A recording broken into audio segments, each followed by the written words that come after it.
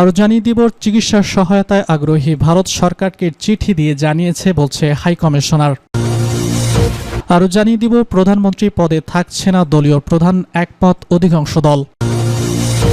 সর্বশেষে জানিয়ে দিব, মাইলস্টোন শিক্ষার্থীদের সব দাবি মেনে নিয়েছে সরকার। চিকিৎসা সহায়তা আগ্রহী ভারত সরকারকে আনুষ্ঠানিক চিঠি দিয়েছে হাইকমিশন।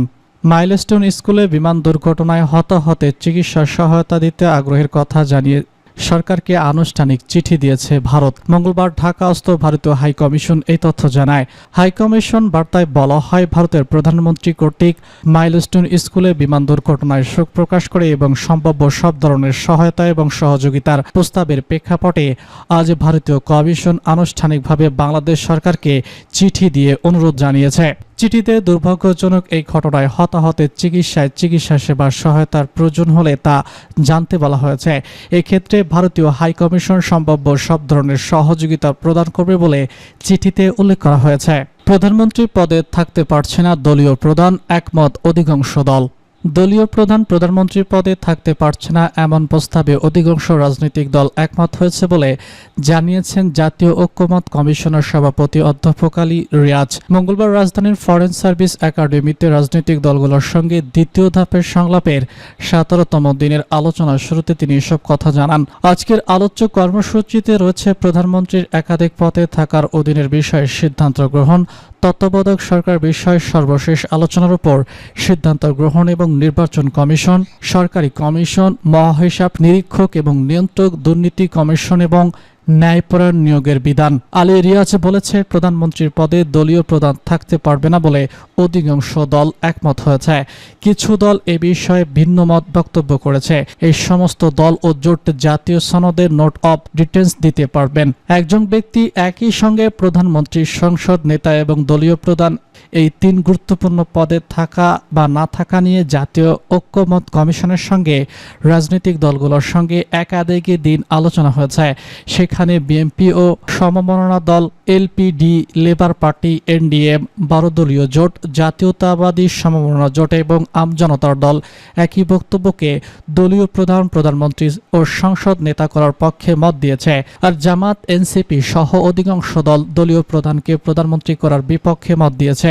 আজকের আলোচনায় অংশ নেওয়া রাজনৈতিক দলগুলোর প্রতিনিধিদের উদ্দেশ্যে আলী রিয়াজ বলেছেন, জাতীয় ঐক্যমত্য কমিশনের অনুরোধ যারা নোট অব ডিস্টেন্স দিতে উৎসাহী, যদি আপনারা প্রয়োজন মনে করেন সিদ্ধান্ত পূর্ণ বিবেচনা করতে পারেন, এটা আমাদের অনুরোধ। কিন্তু অতীতে যেভাবে নোট অফ ডিসেন্টের কথা বলা আছে সেভাবে জাতীয় সনদে তারা নোট অফ ডিটেন্স দিতে পারবে, এটা সিদ্ধান্ত হিসেবে আপনাদের জানাতলাম। মাইলস্টোন শিক্ষার্থীদের সব দাবি মেনে নিয়েছে সরকার। রাজধানীর মাইলস্টোন স্কুল অ্যান্ড কলেজে বিমান দুর্ঘটনায় হতাহতের ঘটনায় বিক্ষোভরত প্রতিষ্ঠানটি শিক্ষার্থীদের 6 দফা দাবি যৌক্তিক বলে মনে করছে অন্তর্বর্তীকালীন সরকার। মঙ্গলবার দুপুরে কলেজের 5 নম্বর ভবনের সামনে এসব দাবি মেনে নেওয়ার আশ্বাস দিয়েছেন সরকারের আইন উপদেষ্টা আসিফ নজরুল। শিক্ষার্থীদের 6 দফা দাবির মধ্যে রয়েছে নিহতদের নাম ঠিকানা প্রকাশ, হতাহতের নির্ভুল তালিকা, শিক্ষকদের সঙ্গে সদাচরণের সঙ্গে নিঃশর্ত ক্ষমা, ক্ষতিপূরণ প্রদান, ঝুঁকিপূর্ণ পেন বাতিল ও প্রশিক্ষণ পদ্ধতির সংস্কার। এদিন উত্তরায় মাইলস্টোন স্কুল অ্যান্ড কলেজ ক্যাম্পাসে উপস্থিত হয়ে আন্দোলনরত শিক্ষার্থীদের প্রতিনিধিদের সঙ্গে কথা বলেন শিক্ষা উপদেষ্টা CR আবরার, আইন উপদেষ্টা আসিফ নজরুল ও প্রধান উপদেষ্টার প্রেস সচিব শফিকুল আলম। আলোচনা শেষে উপদেষ্টা আসিফ নজরুল বলেছে, শিক্ষার্থীদের দাবি অত্যন্ত যৌক্তিক। সরকারের পক্ষ থেকে আশ্বাস দিচ্ছি, আমরা প্রতিটা দাবি পূরণ করব, বিশ্বাস রাখুন। তিনি আরো বলেছেন, মাইলস্টোন স্কুলে একটি তথ্য কেন্দ্র প্রতিষ্ঠা করা হয়েছে। এতে নিহত ও আহতদের তথ্য থাকছে।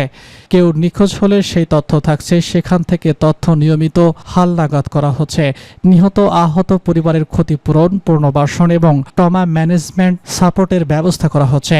জনগণের ভিড় নিয়ন্ত্রণের সময় সেনাবাহিনীর কর্তব্য পালনকালে কয়েকজন সেনা সদস্য কর্তৃক শিক্ষার্থীদের উপর মারধরের অভিযোগের প্রেক্ষাপটে সরকারের পক্ষ থেকে দুঃখ প্রকাশ করা করা হয়েছে এবং উপযুক্ত ব্যবস্থা গ্রহণের জন্য সেনা কর্তৃপক্ষকে অবহিত করা হবে বলে জানানো হয়। জনবহুল এলাকায় প্রশিক্ষণ বিমান চলাচলের ব্যবস্থা গ্রহণ করার জন্য বিমান বাহিনীকে প্রয়োজনীয় নির্দেশনা দেওয়া হবে বলেও আইন উপদেষ্টা শিক্ষার্থীদের জানান। তবে এখনও শিক্ষার্থীরা আন্দোলন চালিয়ে যাচ্ছেন।